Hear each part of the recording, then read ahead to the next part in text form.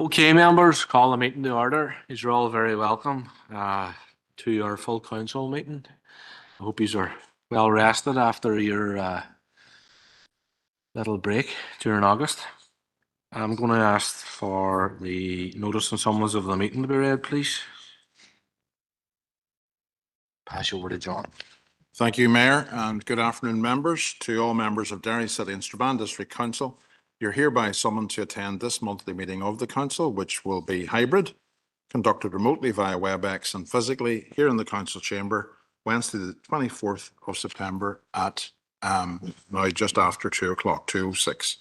Alderman Cook. Here. Alderman Guy. Online, John. Alderman Hussey. Aye. Alderman Kerrigan. Here. Alderman McMorris. Here. Alderman Middleton. Here, John. Alderman Montgomery. Alderman Wilkinson. Online, John. Councillor Jason Barr. Here, John. Councillor Lillian Barr. Councillor Raymond Barr. Online, John. Is that Lillian? Okay, thank you. Councillor Boggs. Shaw, John. Councillor Boyle. Online. Councillor Clark. And Shaw. Councillor Cusick. Here, John. Councillor Deeney. Apologies. Councillor Devine. Apologies. Councillor Donnelly. Councillor Alex Duffy. Councillor Sandra Duffy. Apologies. Councillor Farrell. And Shaw. Sorry, I'm here. Is that Councillor Sandra Duffy? Yes, John. I'm Thank you. online. Thank you. Councillor Farrell. Here. Councillor Fleming. And Shaw. Councillor Gallagher. Councillor Harkin. Councillor Hart. And Shaw, online. Councillor Heaney. Shaw. Councillor Hutton. Councillor Jackson. Shaw. Councillor Leonard. And Shaw. Councillor Logue. Shaw. Councillor McDade. Councillor McGinley. Councillor McHugh. Shaw. Councillor Mooney. Councillor Murphy. Shaw. Councillor Norris. Councillor O'Farrell. Shaw. Councillor Riley. Councillor Tierney. Here, John. And Councillor Nealis. And Shaw. Thank you, members. Thank you, Mayor. Thanks, John. Members, was there any other apologies that weren't recorded there? No. Okay, broadcasting statement now, item 3. I'd like to remind everyone physically present at this meeting or in attendance remotely that this meeting will be broadcast live to the internet and will be capable of repeated viewing. This broadcast may be terminated or suspended in accordance with our protocol. Due to your attendance at this meeting, you are consenting to being filmed and to the use and storage of those images for broadcasting or training purposes and for the purpose of keeping historical records and making those records available to the public. Members and approved speakers are reminded to only have their mics and cameras on while speaking at the meeting and to use the chat facility to highlight a request to speak. A copy of the Council privacy notice may be found on the Council website, www.derrystrabane.com. Okay, members, moving on then to item 4 is declarations of members' interests. You can declare them now or as we go through the meeting. Nobody? Okay then, item 5 then is Chair's business. I have a couple of items myself, members, and then we have 7 other members with items for Chair business, so it goes without saying. I'd ask you to be as brief as possible. We want to try and get through our business today and not have to come back tomorrow. So just bear that in mind. Members, I just want to comment on a couple of events that took place since our last full council meeting. First was the half marathon that took place on Erbyngton Square. I just want to commend our council team and staff and everybody who was involved in the half marathon. I had the pleasure of attending it. And it was just a fantastic event, really uplifting event. So well done to everybody, and it's getting bigger and better every year. The other event that I want to pay tribute to was the Fela event that took place over 10 days. I had the pleasure of attending just, I suppose, a small amount of the many events that took place over the course of the 10 days. And it was just absolutely breathtaking to see not only the events that was taking place, going through the programme, seeing the amount of events each day, maybe 20, 30 events every day, from fun days, Fulham's talks. It was just absolutely fantastic. And on the final day itself, I tried to get around as many of those events as possible because I just felt as Mayor of the City and District, it was important for me to be seen, to be standing with those communities who were intent on showing the city in a positive light. And as I say, it was just really breathtaking, really, to see the amount of positive work that was taking place. And I do intend to I suppose, thank the organisers and the volunteers by having a mayoral recognition event at some stage in the future. So well done, everybody who was involved in it. You can be very, very proud of yourselves. So, members, that takes us to members, and I'm going to take these in order that they were sent in. So, first up is Councillor Guy Donnelly. Chair. Chair, I'd like to put on record or acknowledge a young Irishman, Conor Kelly, whose mother is from Derry and his father is from Dublin. He's a member of Finn Valley running club, who he won a gold medal at the European Athletics Under-20 Championship in August in Tampere, Finland. He won the gold medal in the 400 meters, and I would just like to acknowledge that, Chair. And if maybe you could write to him and express our that we're proud of his achievement. Thank you. Yeah, I'd be more than happy to facilitate that request, Councillor Donnelly. Our second item of Chair's business is Alderman Middleton. Thank you, Mayor, for letting me in. Today, I invite you all to celebrate and congratulate two great organisations focused on Ulster Scots heritage, culture and talent, found in the heart of the Faughn, training and rehearsing in the brilliant Solace Centre in Brady. The Solace Highland Dancers, led by the fantastic Georgina Keema Carter, is a well-established world-class Highland dance school, synonymous with Ulster Scots as well as success. Some highlights of the year for the Solace Highland Dancers include Becky Taggart winning both the Ulster and All-Ireland Championships, two dancers from our district representing us at the National Tattoo of the Netherlands in early September, Amy Young becoming the newest qualified dance teacher with UK A-Dance, Sophie Killen setting up a successful sports therapy business which supports the local dancers as well as sports people, a newly established youth committee in the Solace Centre who have organised two community fun days which were really, really successful. Becky Taggart, who I previously mentioned, has also organised a phenomenal Youth Careers Day event to be held in the wonderful Newgate Arts and Culture Centre this weekend. Details are on their social media as well as on my own. It is little wonder that the Solace Highland Dancers have had their highest enrolment to date this September. Brady Ulster Scots Pipe Band have had a phenomenal season led by Richard, Robert and their lead tipper Bobby Murr, who is just aged 14. We have also seen in the past week Jacob, aged 11, crowned the All-Ireland champion in drumming. Jacob joined the band in February of this year, so this is truly phenomenal. The drum corps has won Champion of Champions this year, and the band's drum major, Jamie Lee Wilson, was crowned the Scottish Champion of Champions and was also crowned the UK Champion. The band actually have placed so well in so many competitions that I'm not going to list them. I have sent them to you, Mayor, and I know that they have consistently placed between first and fourth with great performances. They have a real family feel and they are just tremendous team workers. Thank you, Mayor, for hosting the band last night. They had a fantastic time and for reading out all of their achievements on that list that I gave you. I'm sure you enjoyed the sound of the beautiful pipes played in the Guildhall, and it's just really, really great to see a lot of our young people leading the way in the district. Thank you. Thank you, Alderman Middleton. Councillor Tierney. Thank you, Mayor, for bringing me in. People will be aware that on Friday last week, the Community Crisis Intervention Service closed, which is a huge loss to people across the city and district.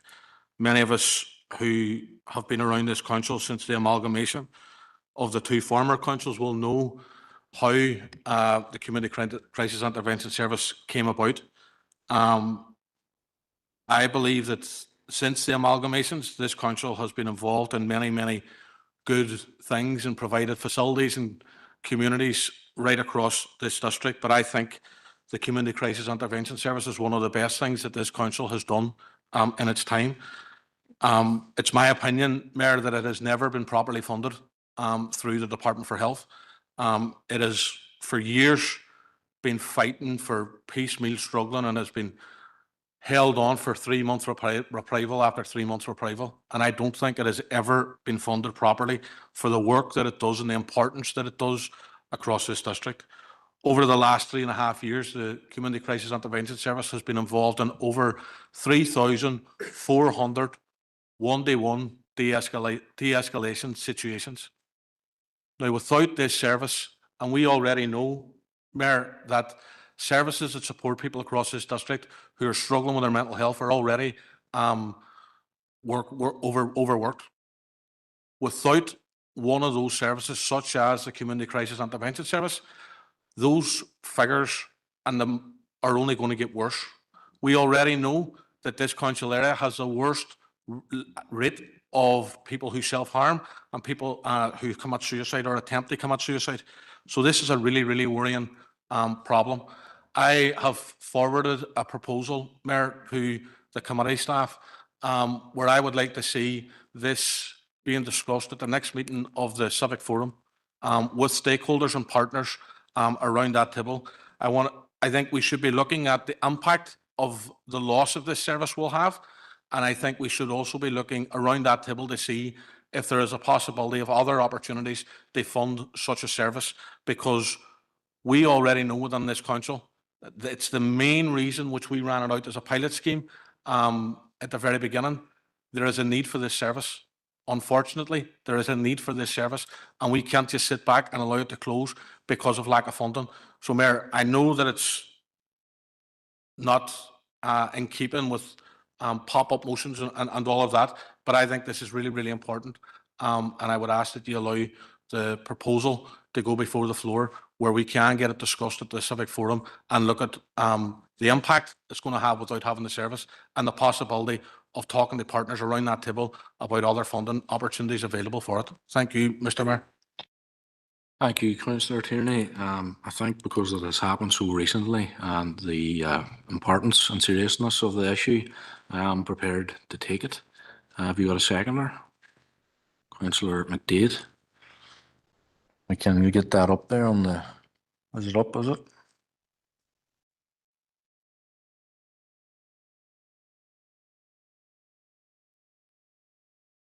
Do you want to read it out in the meantime?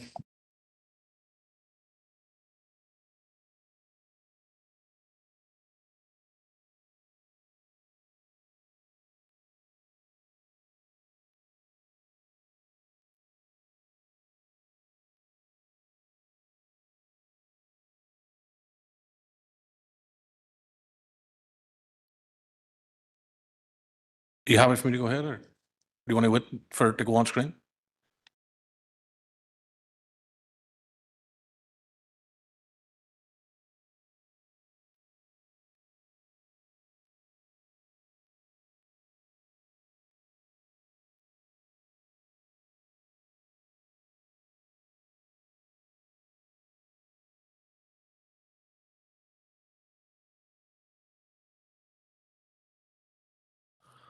Just while we're waiting, I've an indicated speaker here, so Councillor Jackson. Yeah, and I suppose just before, I haven't seen the wording of the proposal, but based on the comments that was made by the proposer, the sentiments of the motion is something that we fully agree with. I'm glad that because as Councillor Tierney was speaking, I was conscious that we do have a meeting of the Civic Forum and our diaries, and you know that the Crisis Intervention Centre and Crisis Intervention Service emanated from discussions at the Civic Forum, and it is good to get everybody around the table to have a focused discussion around the funding model going forward, because it is a service that is badly needed, unfortunately, within our city and district. And if there's anything that we can do as a council to keep that focus on and get it re-established, it's something that we fully support. So without seeing the wording of the motion, if it's based on the comments that have been made by the proposer, we've no issue supporting it. Thanks, Mayor. Thank you, Councillor Jackson. Councillor Harkin. Thank you, Mayor, for letting me in, and thank you to Councillor Tierney for raising this important issue. And based on what Councillor Tierney said, People Before Profit will be very happy to support the motion as well. I think that the Community Crisis Intervention Service has been absolutely critical.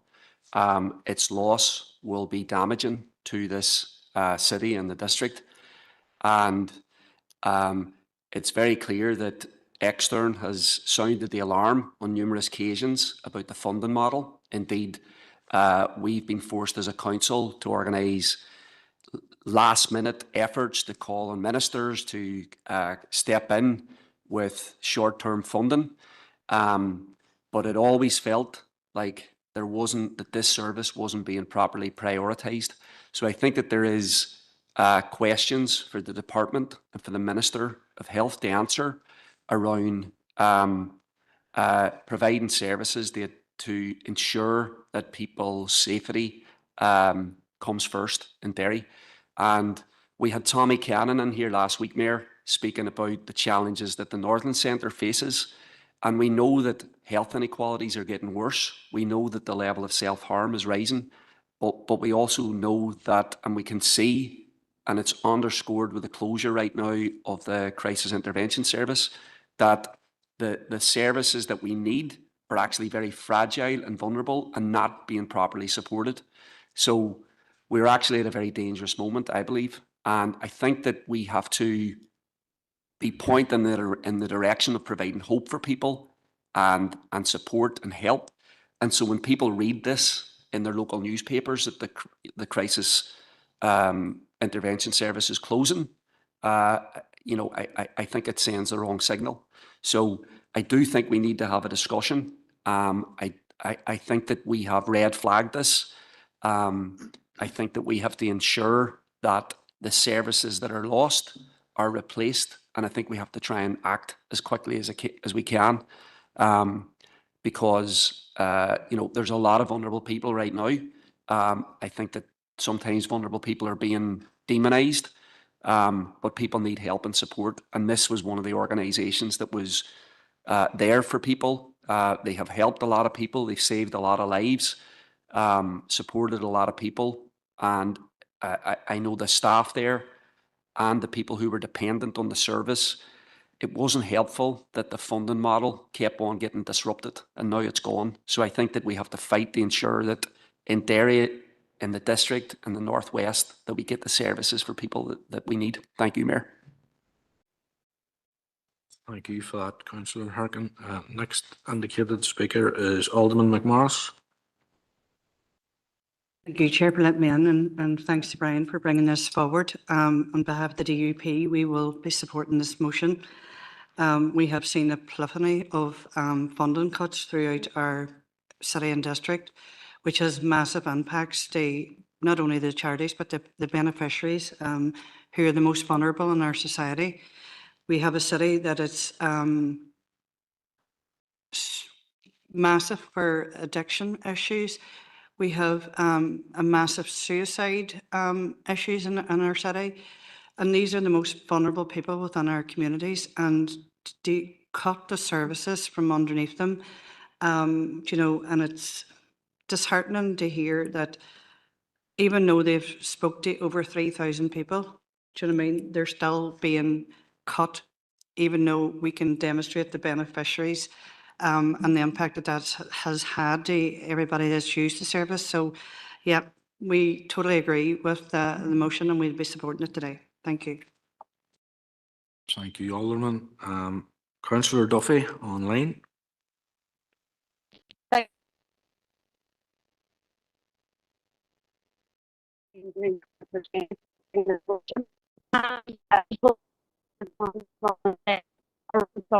Councillor Duffy, that's a very, very bad line.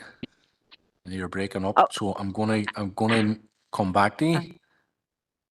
Maybe it'll be a bit better so I'm going to ask Alderman Middleton to come on. Thank you, Mayor, for letting me in, and thank you, Councillor Tierney, for bringing this forward. We want to see the best possible mental health support for all in our district. What's happened in the Crisis Intervention Centre is an absolute shame. A roundtable conversation is absolutely needed, and more importantly, a solution is crucial for us all. We all have mental health, and I'm sure each and every one of us knows someone who has went through mental health crisis. We don't want to be part of the problem, we want to be part of the solution, and it's great to see so far unity in the chamber on this issue. Let's just do all that we can to bring the intervention they need when people need it most. Thank you. Thank you, Alderman. And Alderman Guy, online. Thank you, Mayor. On behalf of the Ulster Unionist Party, I'd like to thank for Councillor Kearney bringing this proposal forward, which we fully support. I think during the time of Councillor Kearney's time as Mayor, the Health Minister then, Robin Swan, visited the Crisis Intervention team and provided funding at the time.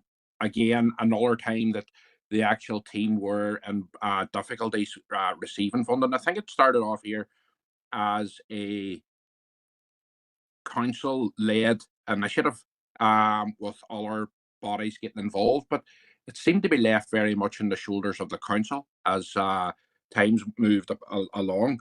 Now, at that time, I think the Health Minister provided 68,000, if I'm correct, and possibly another 38 before that. But I do believe that it's definitely a good idea to take it through into the forum. I know many of the team who've worked tirelessly to improve the lives of many people that they've touched throughout the city and district, going above and beyond the Call of Duty at all times of the day and night.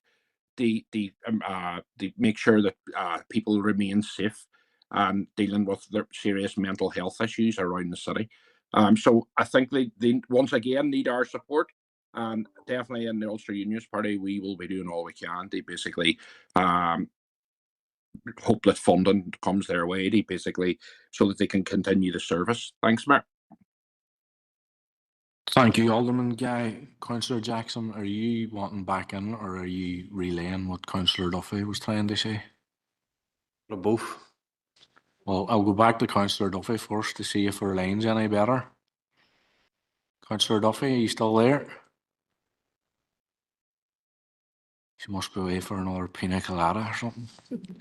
Okay, go ahead, Councillor Jackson. Thanks, Mayor. And just because what Sandra was coming on, they say that she has been meeting with, because this announcement, I think Councillor Tierney alluded to it, this is something that's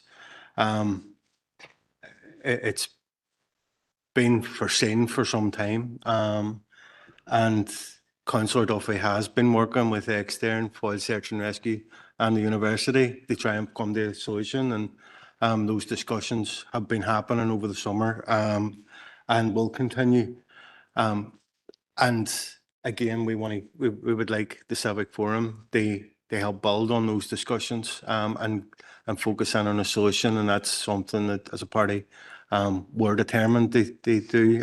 It is disappointing to see that the focus of the proposal in front of us when we seen the warden focused on the First and Deputy First Ministers, ignoring the role of the Health Minister and the Communities Minister, who haven't been stepped up to fund and properly fund this service for years.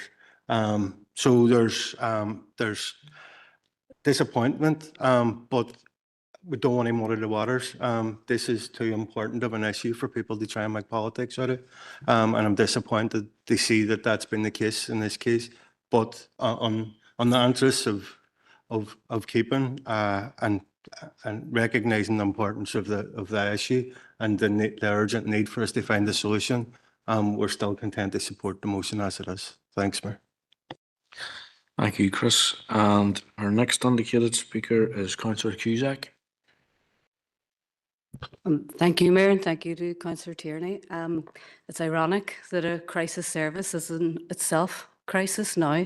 The same goes for Northlands, and it just shows you the short-sightedness of our funding mechanisms, how these incredibly valuable, incredibly needed services are left to fend for themselves whenever the money runs out, or come looking to council and ratepayers to fill the void. And that's just not good enough.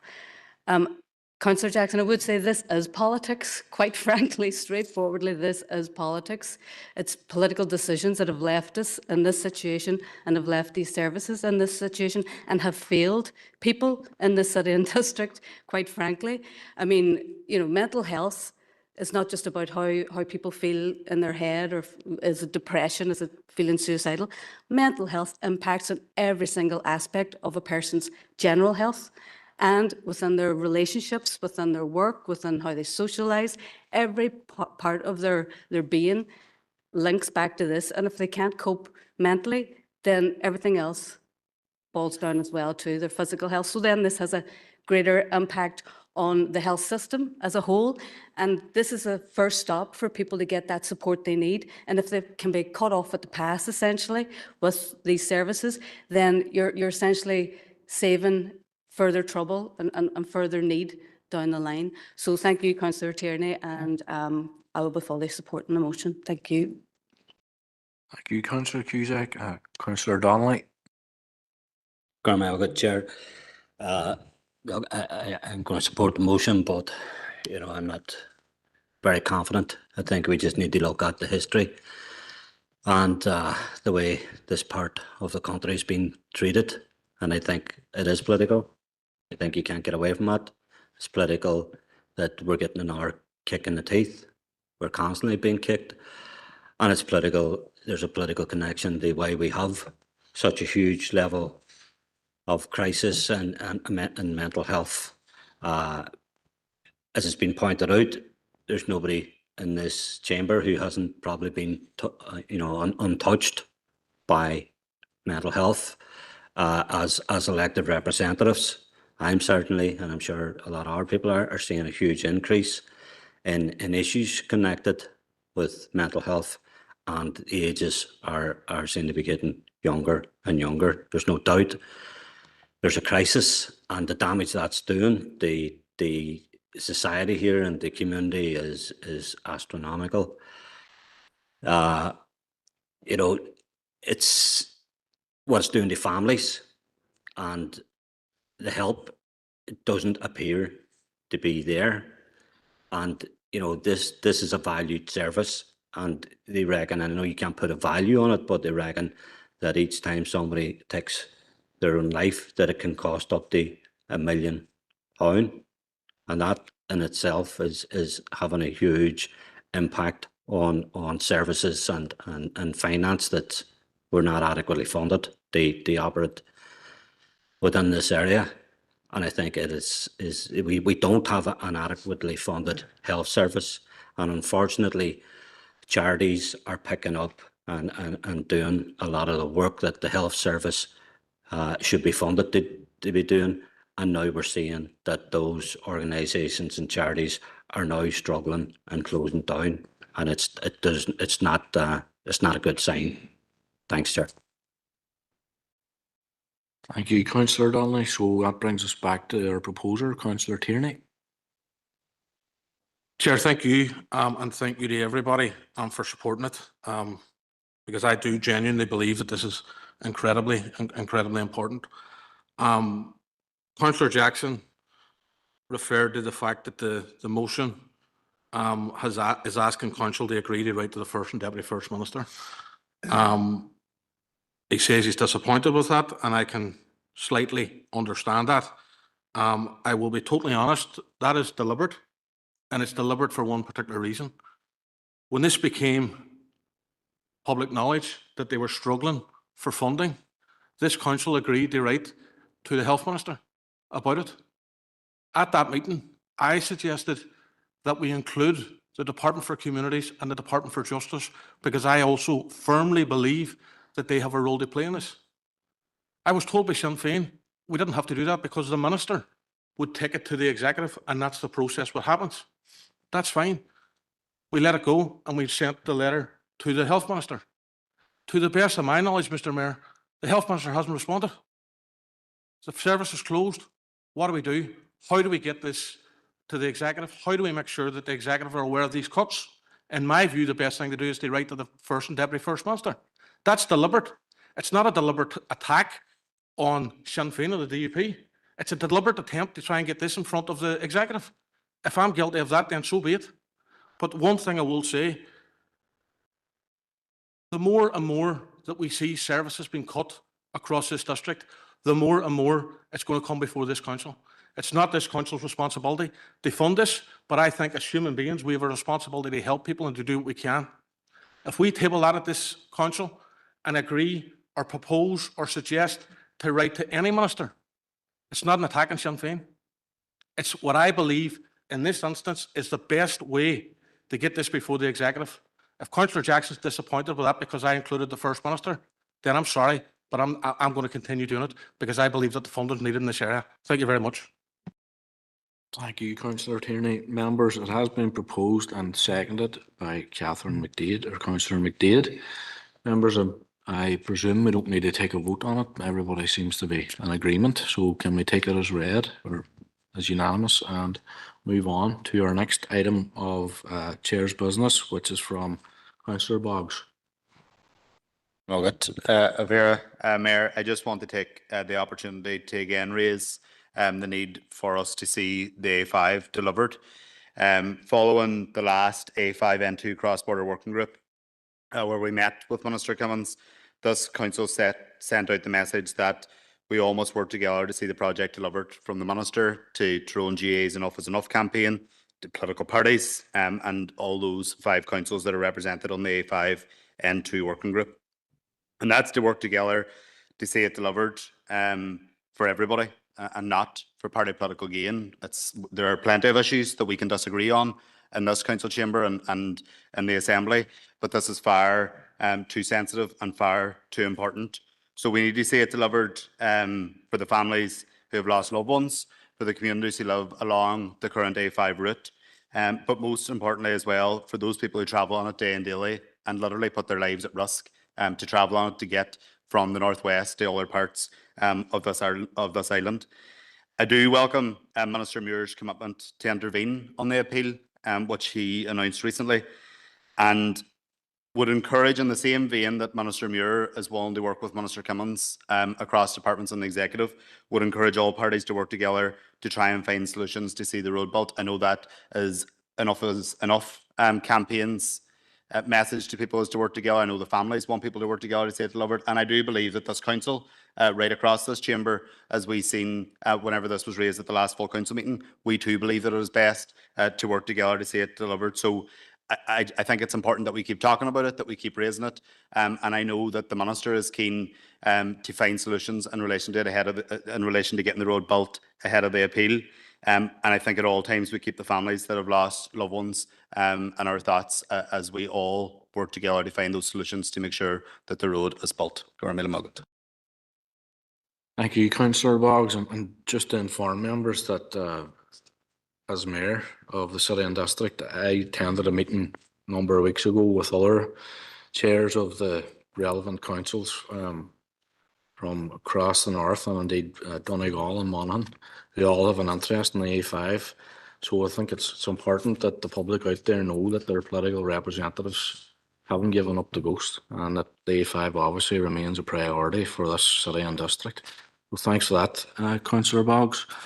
Our next item is item 5, and it's Councillor Pat Murphy. I'm conscious of time, but please bear with me. Today I'm going to once again speak and raise the plight of the people of Palestine, and specifically the children of Palestine, as they endure a relentless genocide inflicted upon them by the rogue terrorist state of Israel. There are many ways for a child to die in Gaza.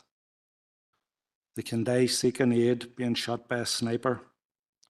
They can have a £500 or £1,000 bomb dropped from a plane on their tent. They can die stillborn, as their mothers have suffered serious trauma. They can die from malnutrition, hunger, starvation. They can be hunted down by quadcopter drones and machine gunned, or grenades dropped on top of them.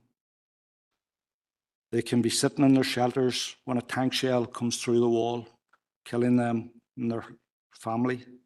They can die on an operating table, in the hospital, through lack of medical aid.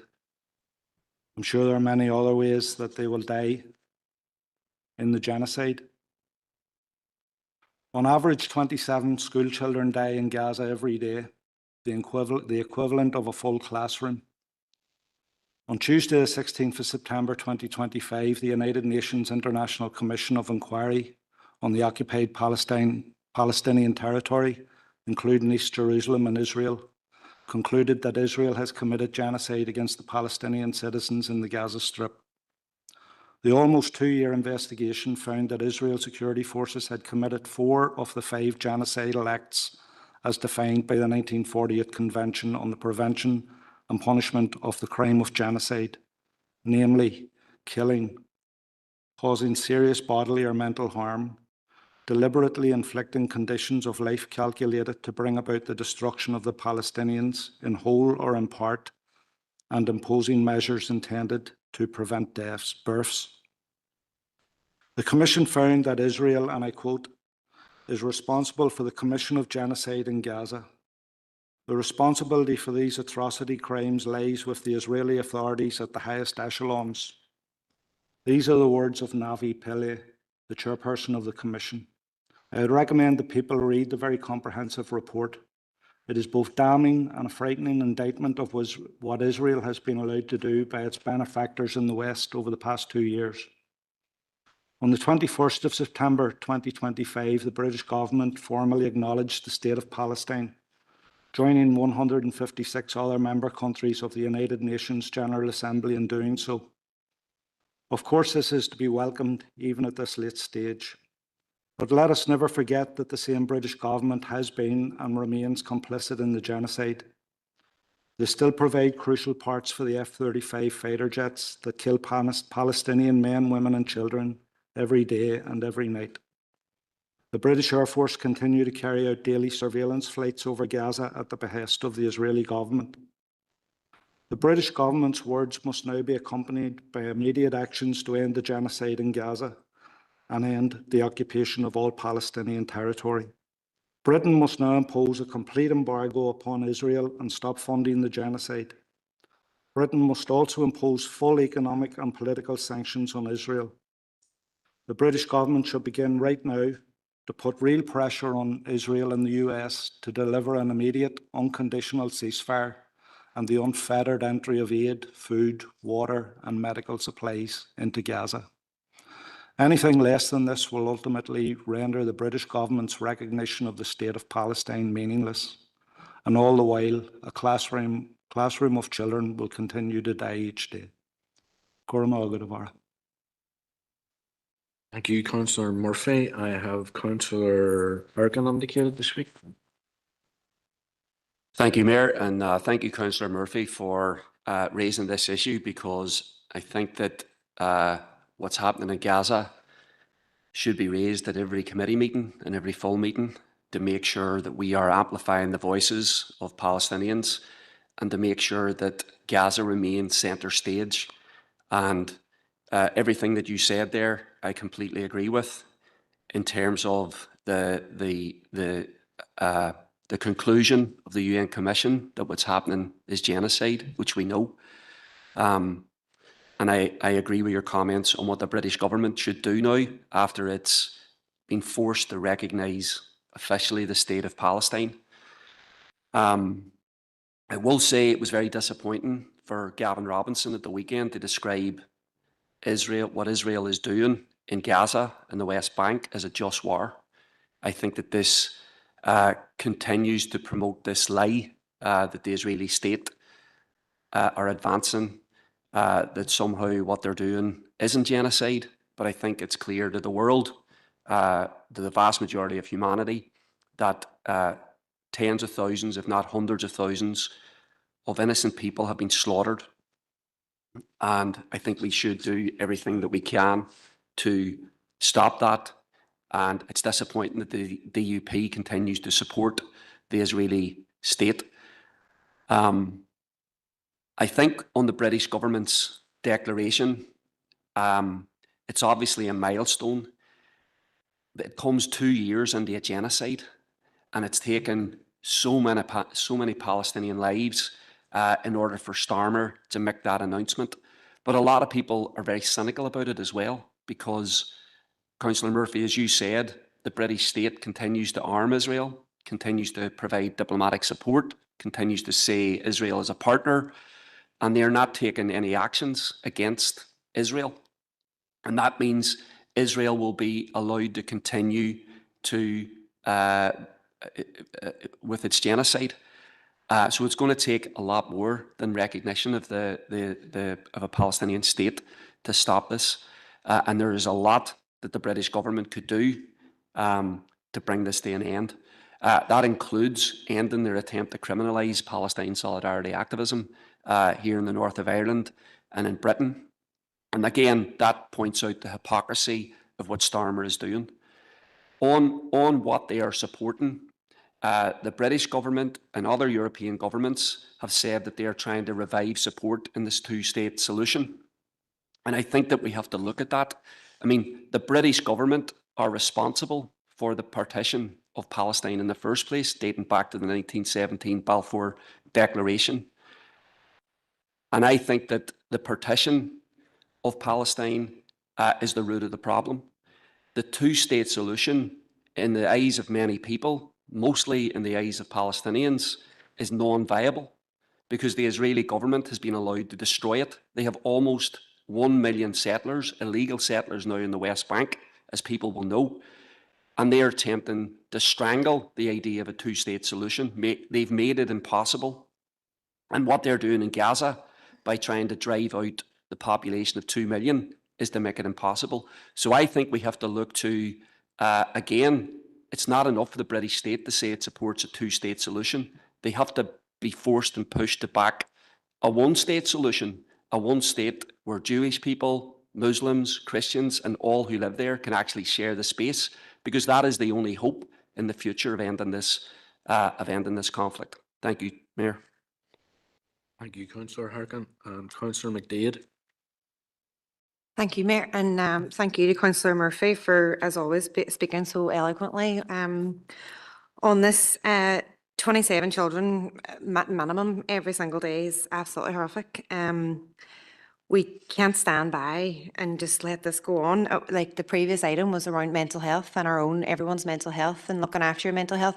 And I don't know about anybody else, but watching this live stream every single day and seeing innocent people, men, women, children, being murdered so brutally is impacting my mental health. And it's not just mine, it'll be impacting everyone else's. And I genuinely just don't know how anyone can be watching it and it doesn't impact you, and you don't see from a human perspective that this is wrong. And that's the very basic way of looking at it. I suppose, I don't know, I'm just lost for words with it, that this is still going on and that there's still people, like Sean has said, there's still people that can't see it or don't see it. I don't know. I agree with Pat, full sanctions need to be implemented by the British government. It's just mere words recognising the Palestinian state unless they actually follow it up with action and they stop arming, they stop providing support, they stop providing funding, anything at all. We need to keep the pressure on. The announcement was made as a bargaining tool. You know, Starmer said a few weeks ago that he was going to do this if Israel didn't do something else. This is people's lives. This is innocent people being killed every single day. It should never be used as a political bargaining chip. It should never be used in that way. And it's just shocking that it's ongoing. If you don't mind, Mayor, I know that you're kind of conscious of time, but I was going to raise this in the minutes later and it is related. So I was going to just speak about the RTE recently announcing that they're going to boycott the Eurovision, if Israel included. Are you all right if I just mention that now, or do you want me to? It's just because it's related. I suppose the RTE recently announced that they are going to boycott Eurovision if Israel do take part, and I want to commend them on the decision. I suppose as we continue to see the bombing and intentional starvation of a whole nation, we need to be doing everything we can. I would like this council to write to the Director General of the BBC, asking them to do the same. Tim Davie is the Director General, and incredibly, he recently said the Eurovision isn't political. But anyone that's ever watched it will know that it's very political. The voting comes in, countries vote to keep their enemies out, their previous enemies out. It's all very political. It always has been. And if it's not political, why was Russia banned a few years ago?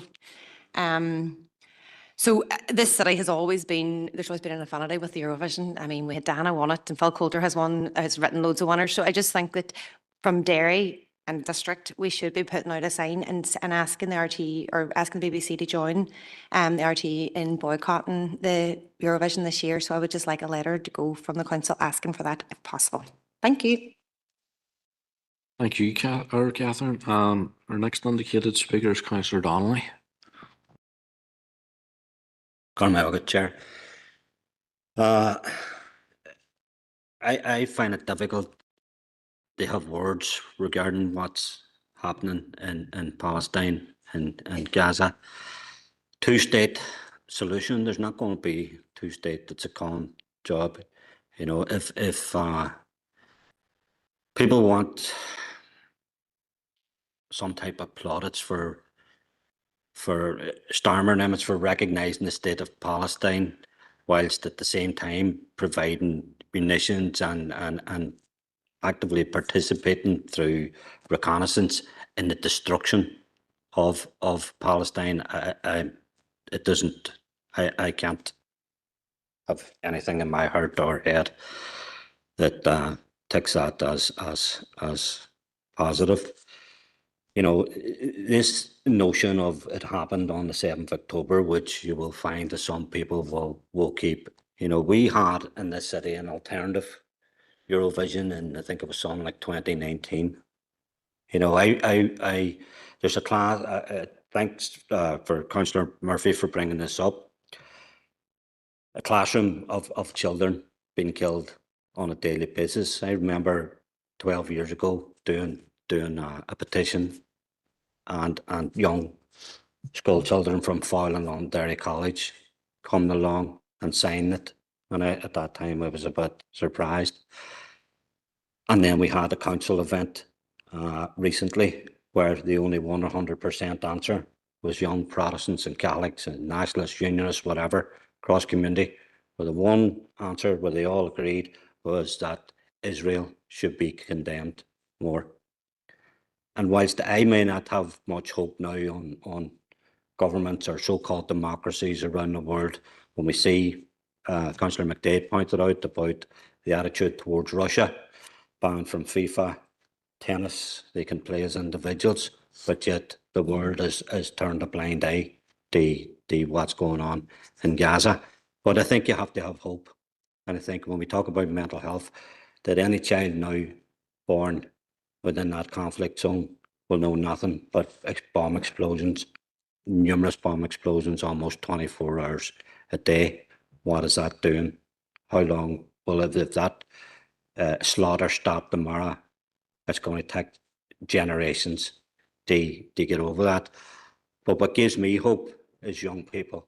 When I see a council-run initiative and the 100% answer is that Israel are out of order and that they need to be condemned more, or young people signing petitions, or the St. Joseph's secondary school and their fundraising and activities, and only last week St. Bridget's College, where young school children and teachers had a vigil at lunchtime saying stop the killing.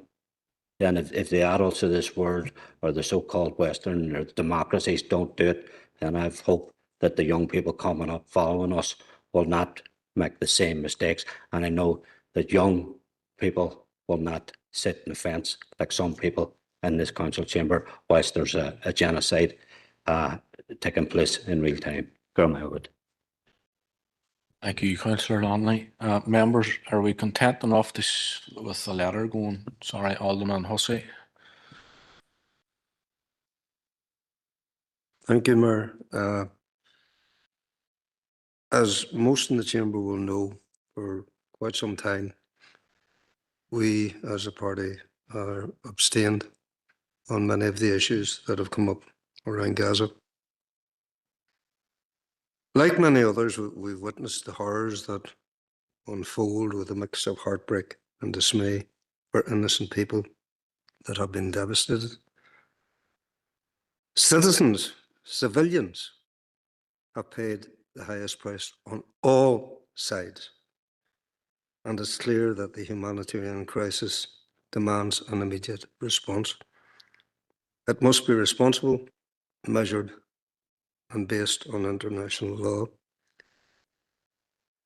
The call for a permanent ceasefire, the need to get aid into Gaza, the emphasis on human rights are all important and valid.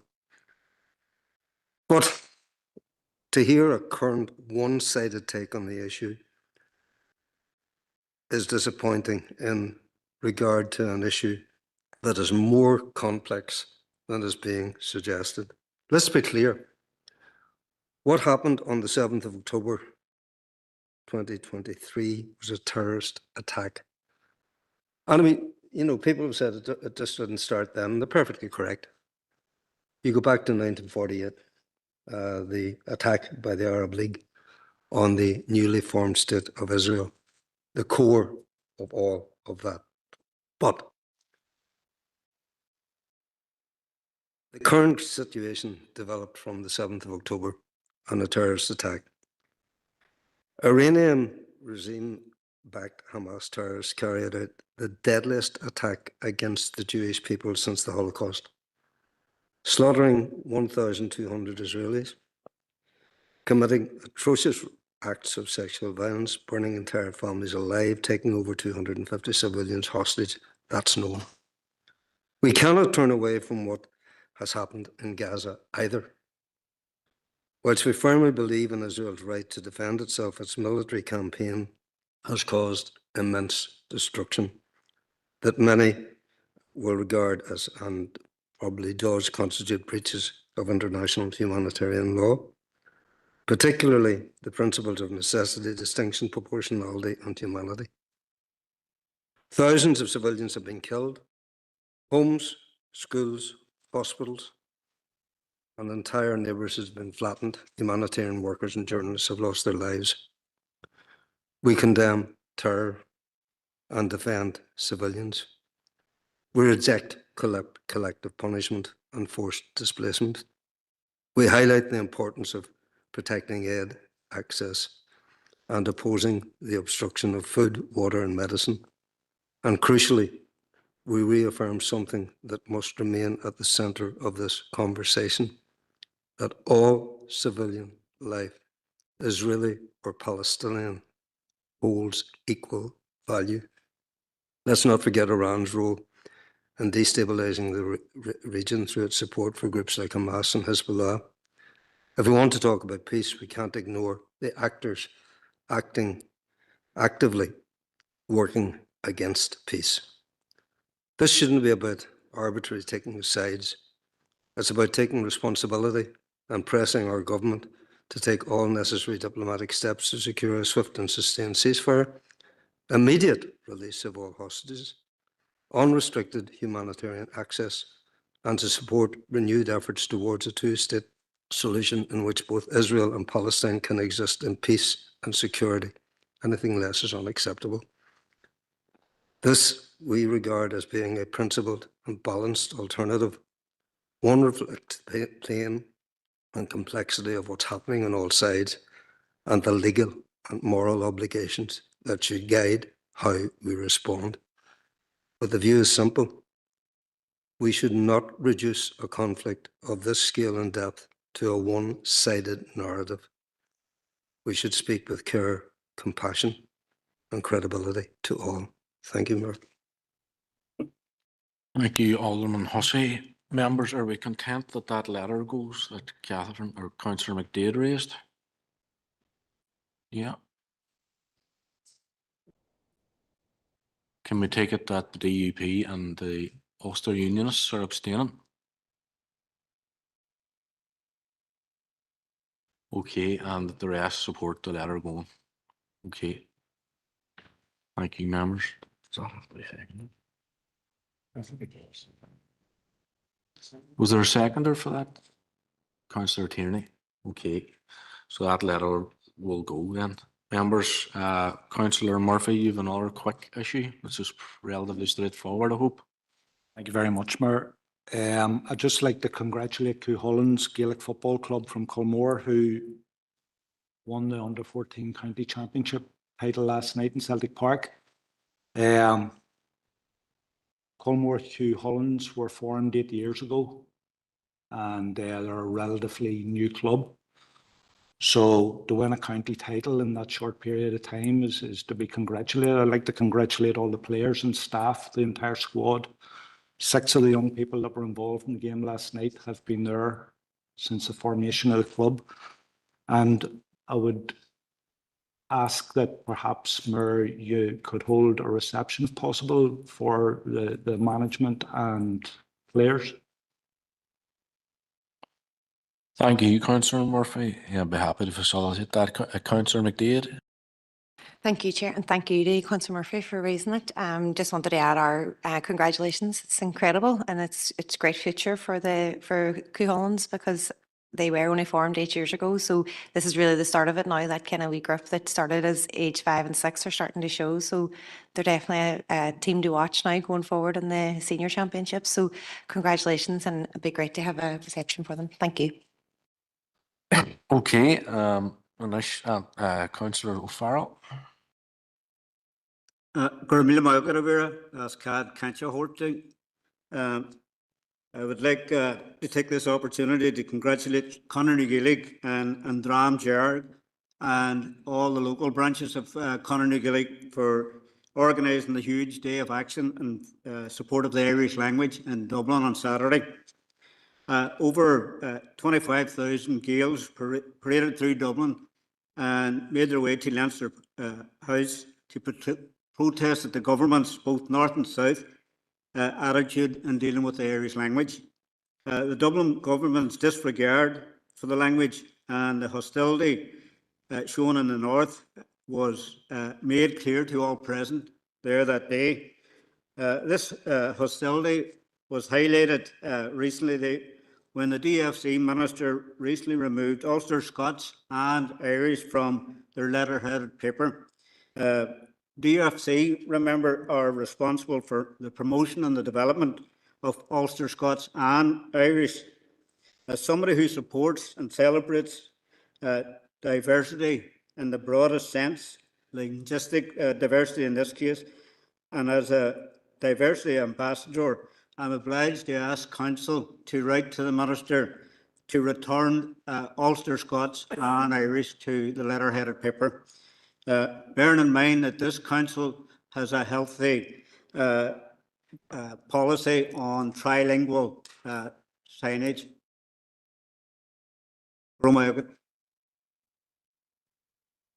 Councillor O'Farrell. Are members content that that letter goes? Okay. Councillor Jackson, are you looking on? Required a seconder, Mayor. You seconded by Councillor Jackson. Our next item then, members, is back to yourself, Councillor Jackson. Mayor, you'll know that today marks the close of nominations for the presidential campaign for the President of Ireland. And whilst recognising that significant landmark, I'm proposing that we write to the outgoing President Michael D. Higgins, to thank him for his service to the people of Ireland over 2 terms. And I know that there's a lot of interest, there's a lot of work involved over a very short period of time between now and the election date. It's a very short campaign, but I know that councils, the length and breadth of the country, are inviting the presidential candidates. They speak to council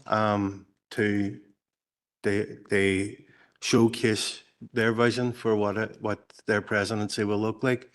And it's really disappointing that our council and the citizens within our council area aren't entitled to a vote in this election, but it still shouldn't allow the people of the city and district to hear the views and the campaigns from each of the presidential candidates. So, Mayor, I'm proposing that we extend an invitation to each of the candidates to come and present to a meeting of council during the campaign. Thanks. Seconded by Councillor Hutton. Are members content that that letter would go? Yeah. Our next indicated speaker then is Councillor Harkin. Thank you, Chair, Mayor, for letting me in on this. And I'd be very happy for the council to send a letter of appreciation to Michael D. Higgins. I think that he has been outspoken in his opposition to genocide. I think that he has been steadfast in his opposition to bigotry that it's developed in the south of Ireland and in the north. And I think that he's pointed in a different direction from people like Trump and Starmer and others. So I think that he has represented the Irish people very well. And I wanted to use this opportunity, I was going to do this later in the minutes, to wish Catherine Connolly well in her campaign to be the next president of Ireland. Catherine Connolly, as people know, is a TD from Galway, and she has been outspoken, like Michael D. Higgins and others, on the issue of Gaza. She is a supporter of neutrality, and we know that the Irish government and the two main parties that make it up, Fianna Fáil and Fine Gael, want to do away with neutrality in this era of growing militarism. And I think that she has been a steadfast supporter throughout her life of social justice causes. And she is also somebody who has a radical vision for a united Ireland and wants to see partition ended. So I think that she will make a great next president of Ireland. And I will certainly be going to Donegal to canvass for her in the coming weeks. It is a short election. I think that we as a council have called upon the Irish government to extend the franchise to Irish citizens in the north. It is very frustrating that we don't get a vote on this. We absolutely should. I think a lot of people very much identify with Catherine Connolly and would love the opportunity to elect her. I think that she would represent the direction that many people want to see Ireland go in, and points in a different direction from the dangerous proposals of people like Donald Trump and many others. Thank you, Mayor. You, Councillor Harkin. Councillor Tierney. Mayor, thank you. I'm going to try and stay away from a party political broadcast on behalf of any of the presidential candidates. But on behalf of the SDLP, I want to agree with Councillor Jackson's proposals in terms of writing to the outgoing president, Michael D. Higgins. I think Michael D. Higgins, during his time as president, has been a figure for Irish people, not only across this island, but across the world, to look up to. And I think he has shown the world the very best of Ireland and Irish people. And I think it's only right that we do write him and thank him for his efforts. As people will know, Michael D. Higgins was no stranger to this city and district when he was president. And I think we should definitely write to acknowledge his contribution to Ireland. I also agree around the proposal to write to candidates and invite them to present. It's unfortunate that we don't have a vote on it, as others have said. But just because we don't have a vote doesn't mean we don't have an interest. And I would certainly like to hear them. I don't know as much about Catherine Connolly as Councillor Harkin obviously does, but I would like the opportunity to learn. I'd like the opportunity to hear from all of them, to see what they plan to do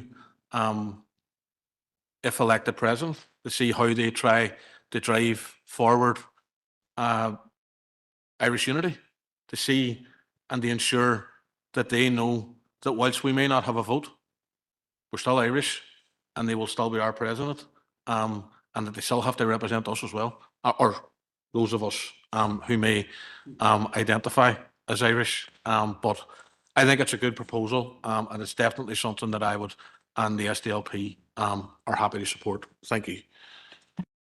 Thank you, Brian. Alderman Hussey.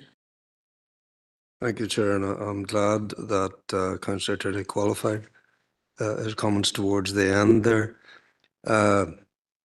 The issue of the President of the Republic of Ireland and his past history has, of course, been checkered with regard to some of the interaction with the unionist community, but I'll leave that aside. What I do hope in regard to the current candidates running is that this chamber would wholeheartedly condemn some of the attacks on one of the candidates, namely Heather Humphrey, which I think have been disgraceful. And, you know, to think that there are those who claim they want a society that is inclusive and welcoming, that they would attack a candidate because of that candidate's association through her family with an order that is an all-Ireland body, the Grand Orange Lodge of Ireland, is absolutely disgraceful. And I wonder how much has to do for the fact that she might be a Presbyterian as well. So that sort of scurrilous behaviour is to be condemned by all, and I trust that the Chamber will agree with those statements. Thank you, Chair. Mayor. Thank you, Alderman Hussey. Members, are we content that those letters would be sent? Yeah, okay. Members, that is the last item of Chair's business. Apart from one thing, I knew you would forget something, but that's why I was late. Obviously, some of us and the Chief Executive had just attended an event prior over at Edmonton, which was the commencement of the start of the whole DNA Museum. So obviously it represents a further investment from the city or from the council in the city and district, not just in our history, but in our future as well. And I would like to commend the council officers who have been involved in bringing the project to fruition today, and also thank those who attended today. I don't think I've seen as many MLAs, ministers, MPs and councillors. It's a true saying about success as many authors. But just to say, commend everybody involved in it, and we look forward to visiting the DNA Museum when it's going to be ready. I think 2027. Is that right, John? Yeah, 2027, springtime. So we look forward to that. Okay, members, so now we move on to adoption of the open minutes of the following committees. First being our previous council meeting held on Wednesday the 23rd of July. So for accuracy, pages 7 to 32. Any items under accuracy? No. So matters arising. Any matters arising from the previous council meeting?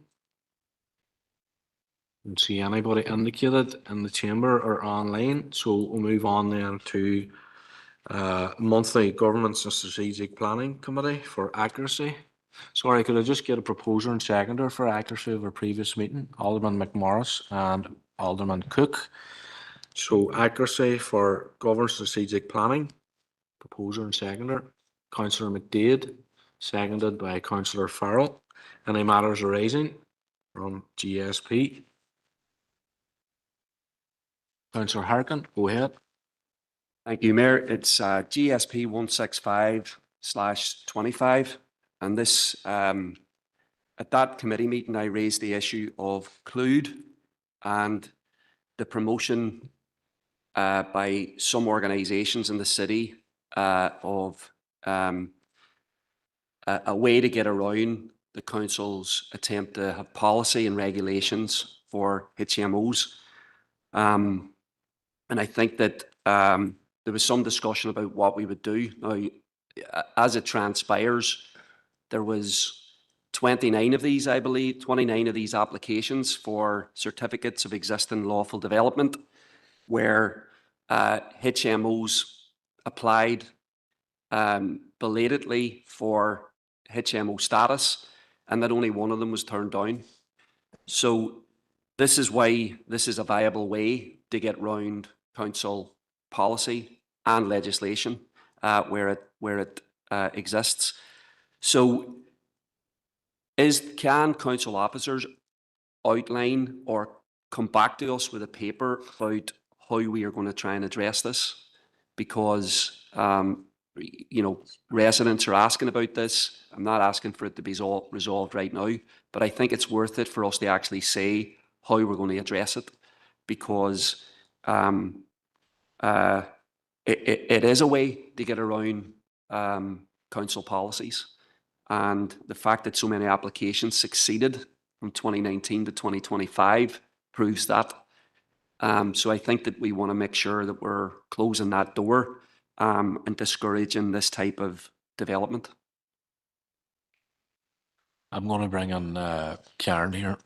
Thank you, Chair. Members, I have asked the officers to bring a report to the Planning Committee outlining the legislation and the guidance and for members, so that members of the Planning Committee can discuss that matter. So I'm hoping that that will be able to be done at the next available committee. Thank you, Chair. Councillor Cusack. Thank you, Mayor. I'm not a member of the Planning Committee, but just on that, I'd like to raise the issue of this week was Freshers' Week in the university, and the residents of the university area around Northland, Lower Rosemount, Duncragan, up as far as, you know, the very top of Rosemount, have been absolutely blocked under their homes, basically, with regards to the parking issues. Inconsiderate parking, dangerous parking. Some can't get out of their houses, some can't get into their houses. Buses couldn't get up through the streets, and people, elderly people with shopping, couldn't get to their homes, close to their homes. They actually had to get off and walk to their houses.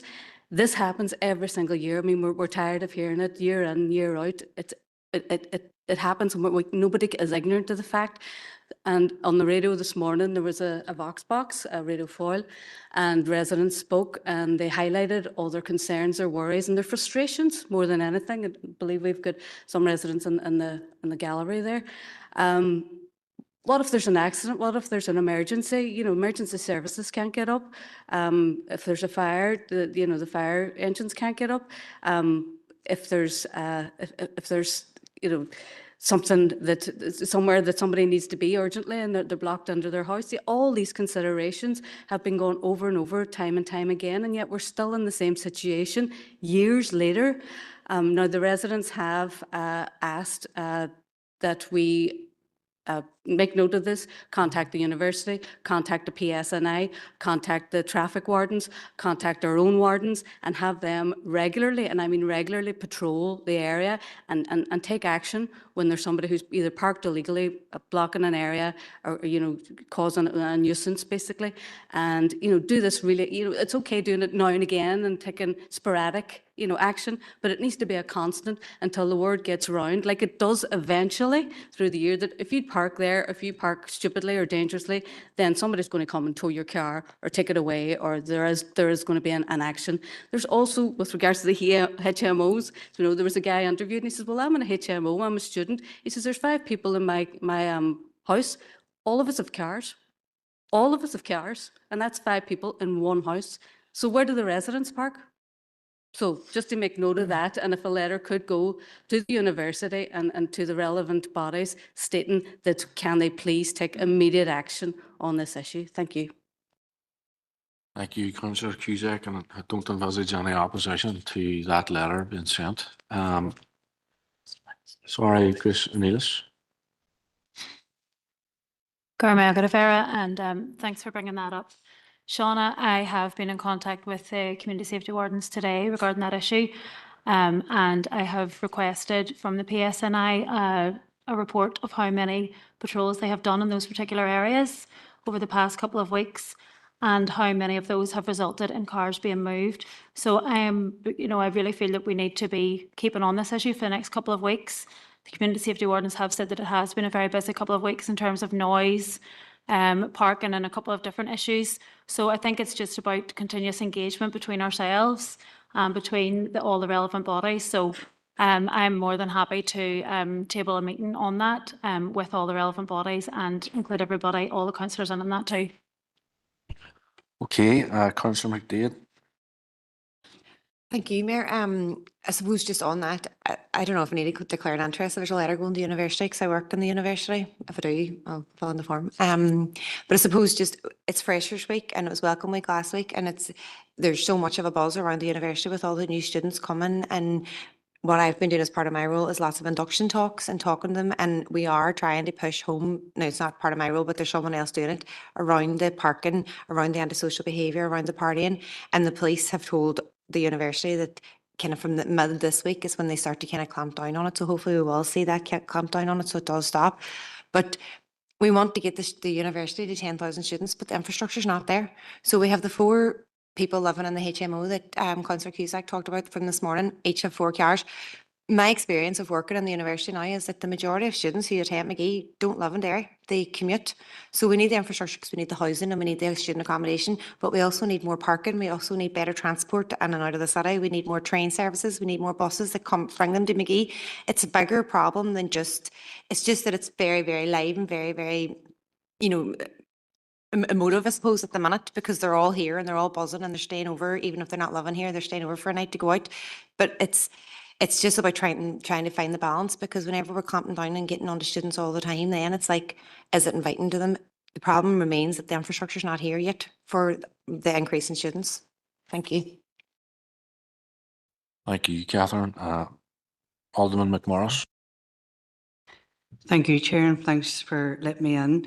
I just want to highlight, I know the frustration that the residents is having in regards to this, and I was actually speaking to a resident and I've just been mindful that the residents were receiving parking tickets, do you know what I mean? And that's something that really we need to be mindful of, because, if we're sending in patrols or whatever, do you know what I mean? If the residents are forced to park in a certain way to get into access to their houses, then we need to be mindful that, that there's another side to the argument here.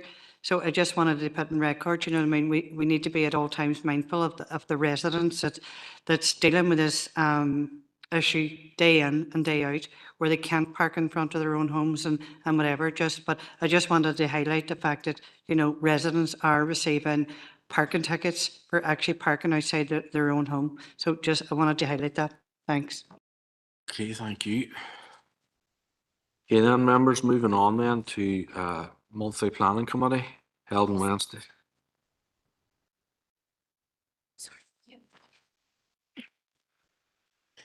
Planning committee held on Wednesday the 3rd of September. For accuracy, Alderman McMorris, seconded by Councillor Leonard. Sorry. All right, so we need Councillor Leonard proposed. Can I have a seconder? Councillor Heaney. Okay, and matters arising. Councillor Harkin. Thank you, Mayor, for letting me in. And it is P120/25. And this was in regard to the supplementary planning guidance to the local development plan. So there was, councillors were asked for input towards the content of what would become an SPG consultation that would end on the 17th, and then it would go to public consultation.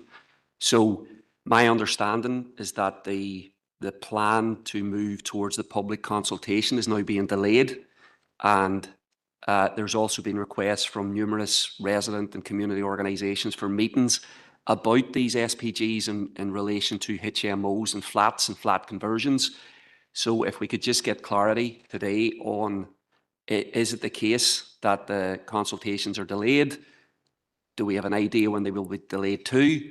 And when will the public meetings be held? And is there a plan for what the format of those meetings will be? Thank you. Yeah, I'll bring Karen on there just. Through you, Chair, members, in terms of the consultation, we want to consult with the community in relation to the supplementary planning guidance. So we intend not to close any consultations until we've had the opportunity to do that. Well, if the minutes are adopted today, then we will begin to plan for how we do that community consultation over the next few weeks. And certainly we will ensure that everybody is given the opportunity to feed into those documents before the consultation concludes. And we'll be in touch with members to update following today's meeting. So I think that's really what we're doing. Okay, anybody else on planning? No, so item C then is the monthly Business and Culture Committee held Tuesday the 9th of September for accuracy. Alderman Middleton, seconder please. Councillor Enos, and matters arising. No matters arising, so we'll move on to item D, which is the monthly Environment Regeneration Committee held on Wednesday the 10th of September for accuracy. Alderman Middleton, seconder please. Councillor Murphy, matters arising. No indicated speakers. So item E is the monthly Health and Community Committee for accuracy. Councillor Clark, seconded Councillor Hutton. Matters arising. Councillor Tierney. Mayor, thank you. It's HC 204/25, page 111, the Northern Ireland Football Fund. There was a lot said at that particular meeting, and people remember that on the day of that meeting was the same day that the decision not to fund clubs in the Northwest, with the exceptions of Derryview, was made. At that meeting, we described that there was anger. It hasn't gone away. I'm speaking to people daily who are very, very angry regarding this, particularly around the events leading up to the decision. Now, I don't believe for 1 second that any DUP representative in this chamber had anything to do with that decision. But that decision was made a couple of days after the DUP leader told every news station that would take him that this council should be starved of regional funding. I believe DUP representatives in here want to see the best for this area, but there's a massive, massive cloud over this decision, given the words of the DUP leader. I believe, and I've listened and read statements from people, I know the First Minister has called for transparency around this decision, and I agree. That's what needs to happen. This city and district was told that this fund was to meet the need. Institute have no ground. Who could need funding more than Institute? This needs to be looked at by the executive, I genuinely believe. And Mayor, I know I don't normally bring pop-up motions, but today I'm bringing two. If we wait until October's full council to discuss this properly and get a proposal, and it will have been 6 weeks since that decision was made. I think that's too long for this council to respond. And I have a proposal which I've already sent to Paula. I hope I've sent it right this time, which I would ask council to support. And it basically calls on all ministers to use their authority to get this decision and all of the details around how this decision was made in front of the executive. Get that transparency that the First Minister has called for, and let's see what happened. You're all right. Thank you very much.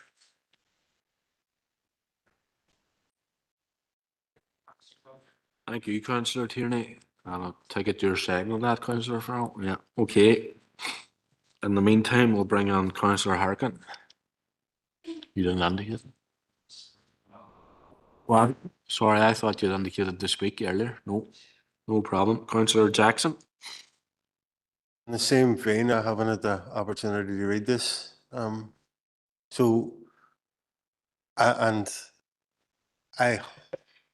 was planning to make a short proposal myself, but it was from our Perhaps, but it might be contained within that motion, so, or the proposal in front of us. So can I take 5 to read this first?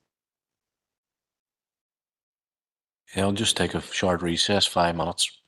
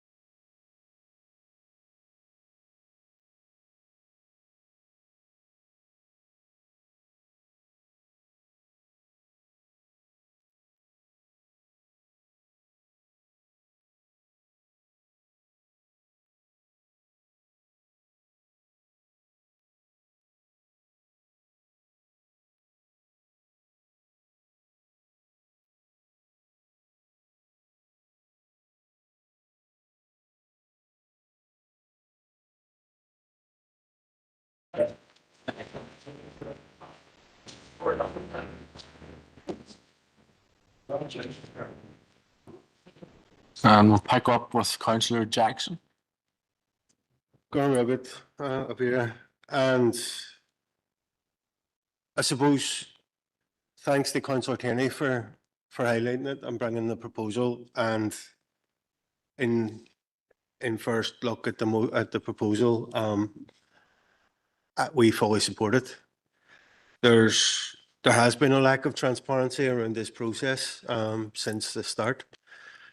We as a council embarked in this process ourselves, and despite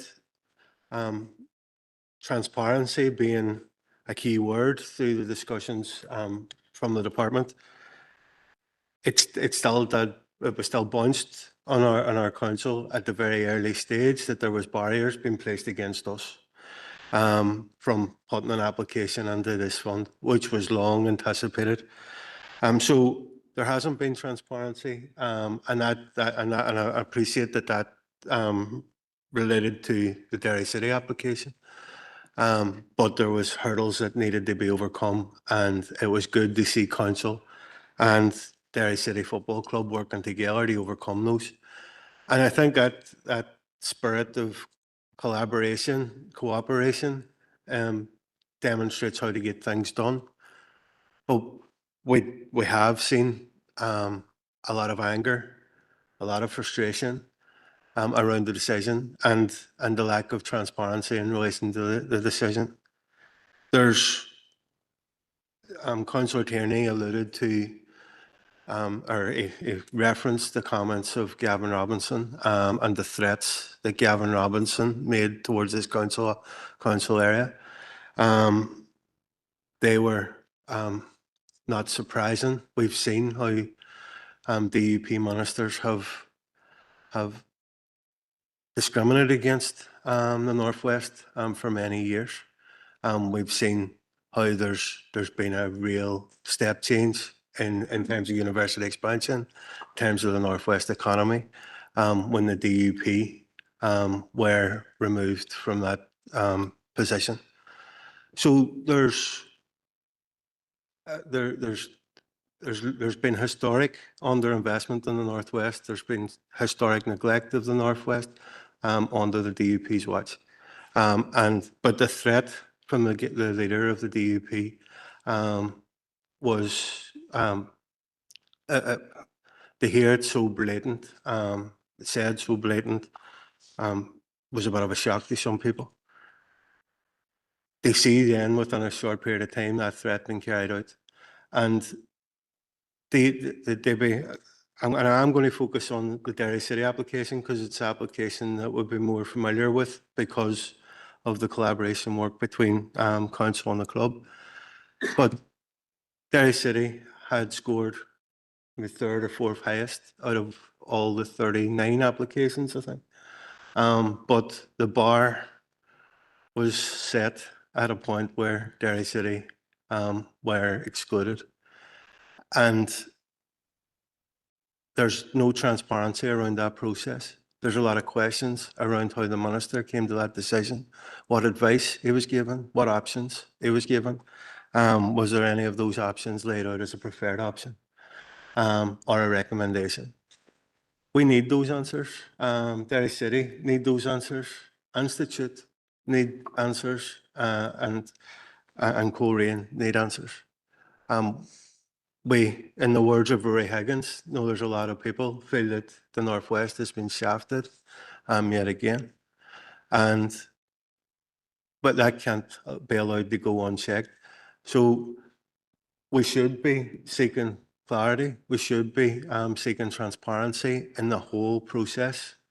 And I understand that we have a representative in the Chief Leisure Officers Association who were an integral part of this process as well. So I'm not sure if it requires an amendment or anything to this proposal, but whilst writing to executive ministers, we should also instruct our representative on that body they'd be using her position within that to seek clarity and seek that ministerial guidance, provide us with answers to the questions that we've got. So just in addition to that, and I'm not sure if it requires a proposal, but we should ask our representative on that body to be seeking transparency in the whole process. So, but in relation to the proposal that's in front of us, we fully support it. Thanks, mate. Thank you, Councillor Jackson and Alderman McMorris. Thank you, Chair, for letting me in. And can I just say, first off, that the DUP has been in engagement with Institute Football Club for a long time. We sit, I personally sit on the Cluny Master Plan, and where we hear updates on a regular basis about how we're progressing, especially with Institute.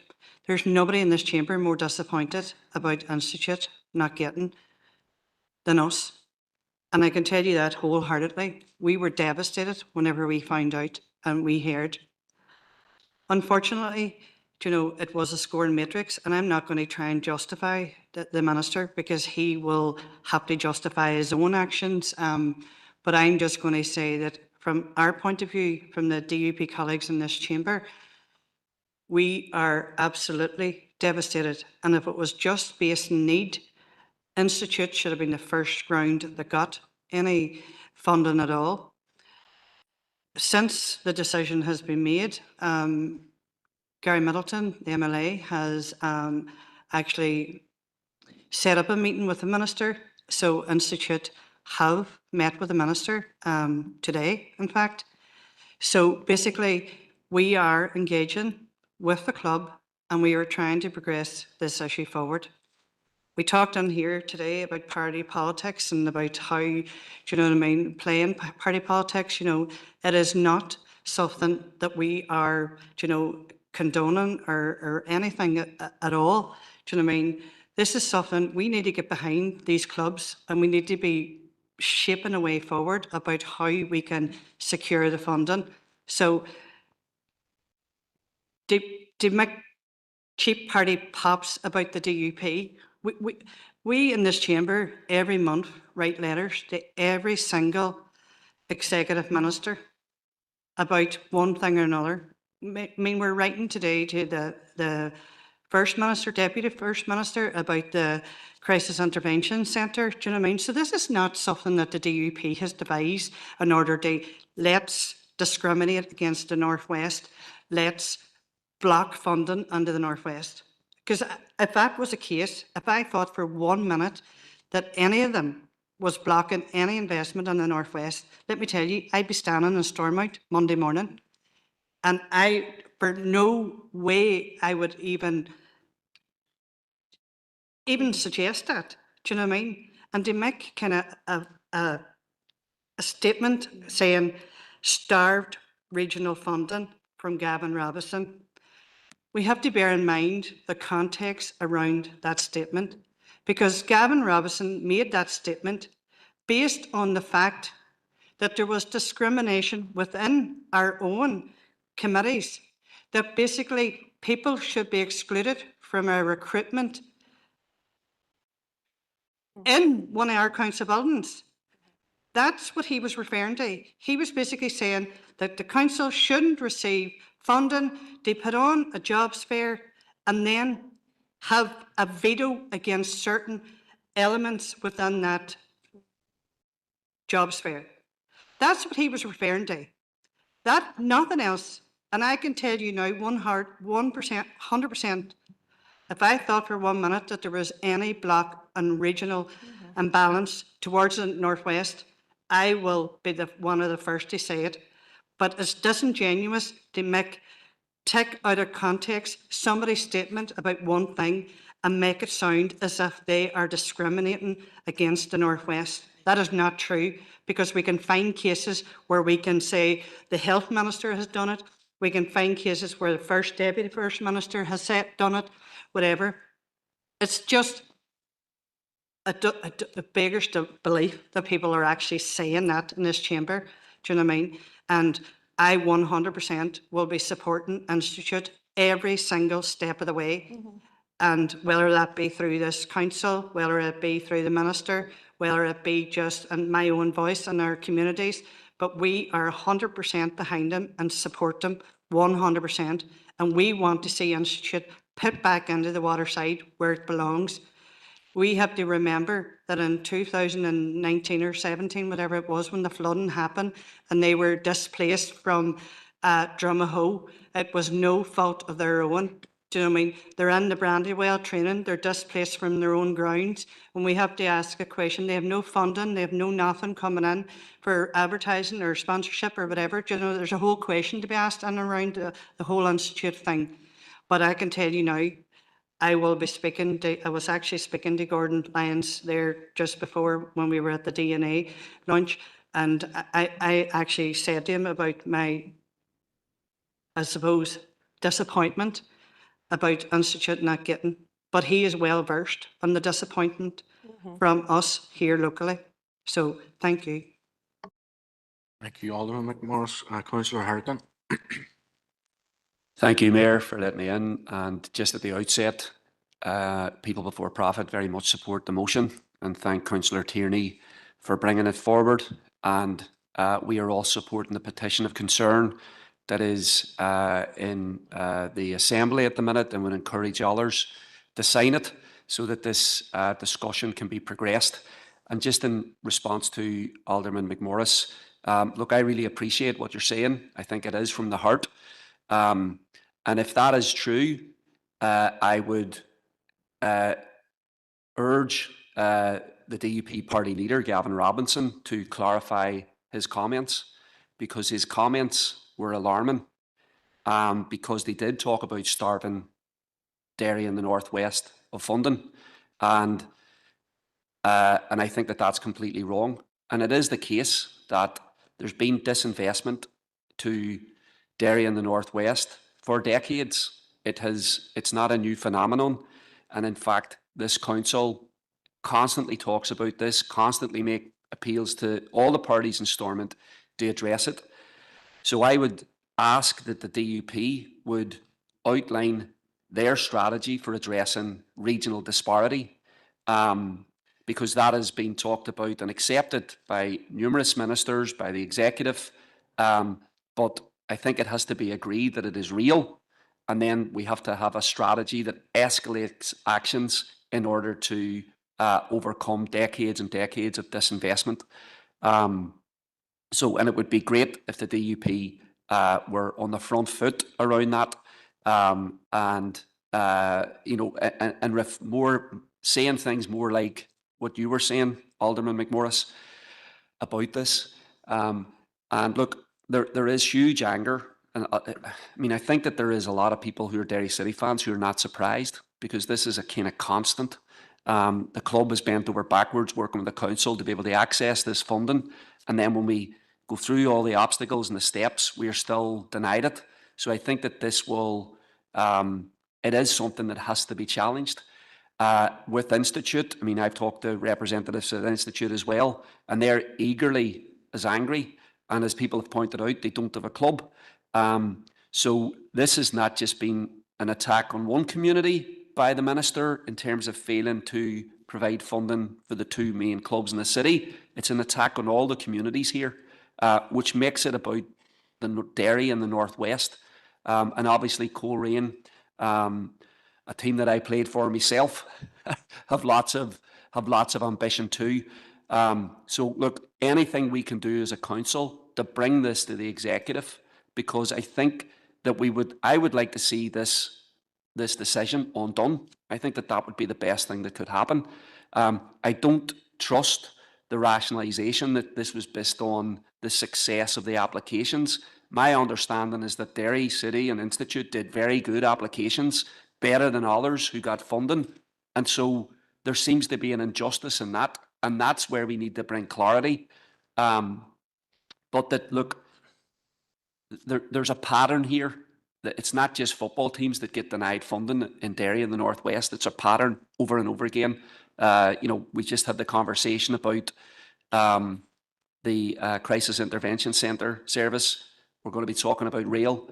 So this is one of many instances where there's an opportunity to support an undue regional disparity, and that's been rejected, and it's left people frustrated. So completely support the motion, and hope that this can be brought to the executive for discussion and action.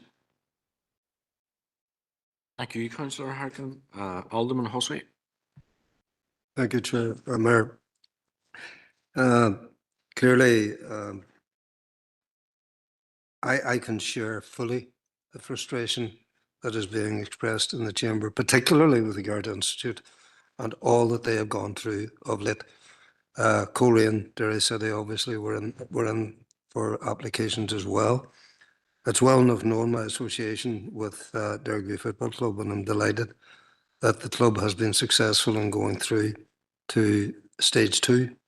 Nobody's guaranteed funding yet, by the way. I think that has to be made clear. They've gone through to stage 2. I trust that the Chamber will agree that those who have gone through to stage 2 should not be compromised by anything going forward. But I fully appreciate and agree that there should be transparency in how the scores were achieved, what the matrix was. I think that should be made public, and people should see clearly how this came about. And that's for all clubs who were unsuccessful. And indeed those who were successful. I don't see any what's the issue in now allowing people to see how this thing was scored? We do that in this council in grant applications. Why can't the Department for Communities do that? I've heard certain situations that did improve points. For example, if you said you would contribute 8% as opposed to 5%, you'd get a higher score, etc., etc., etc. And as Councillor Jackson has alluded to there, this council has a direct representation onto the grouping that was responsible with regard to the assessment of the overall application. So that area of transparency has got to be opened up so that, all of the arguments that we're having in this chamber, let's see how close they are to the truth. Or maybe they're not, maybe they are, but it's the unknowing situation that we're in that is unacceptable at this moment in time. But certainly I appreciate the angst that exists around those unsuccessful clubs. But at the same time, let's not compromise those who have managed to get through to stage 2. No guarantee of funding, but they're through to stage 2. Thank you, Mayor. Thank you, Alderman. Councillor Donnelly. Chair. If it looks like a duck and walks like a duck, it's a duck. Chair, what we're seeing here is discrimination, not peripherality or any other big words. Councillor Harkin talks about a pattern. We've had the pattern since the very inception of this artificial state. We've had it with universities, we have it with the trains, we have it with the roads, we have it with Echo, we have it with crisis intervention services, we have it with electoral office, BT. It just goes on and on and on. And I think whilst I hear what Alderman McMorris is saying, Institute are collateral damage in this, and which is unfortunate, because I think Institute is a good and a great club, but it's discrimination. I'm prepared to support the motion, however, given that the system that it's going into, which is also Belfast central, then I don't have any great hope.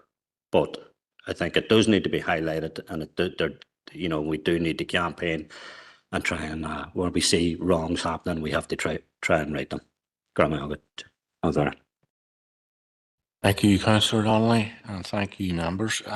Just as Mayor, I want to just put on record as well, I too share the surprise and the disappointment when the announcement came.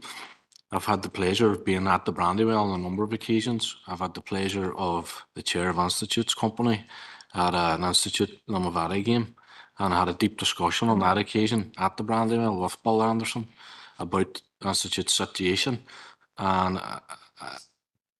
following that conversation, hearing the announcement that Institute, had been bypassed, I think we can all agree that, Derry City, while they're as deserving as any other club, their situation is not as dire as what Institute's was. But I only hope that the disappointment does not then lead to people like Bill and the rest of the committee maybe thinking, what's the point?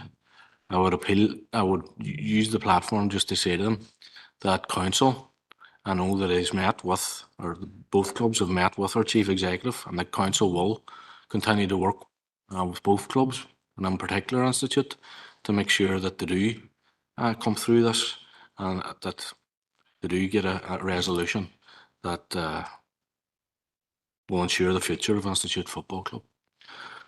So, members, we have a proposal. Am I right in saying that we're all in support of the proposal?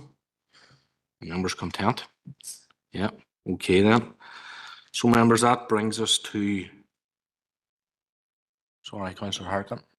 Yeah, I had another item I would like to raise in this, in E. No problem, go ahead. It's HC 233/25, and it was in regard to a HMO renewal application for 11 Park Avenue.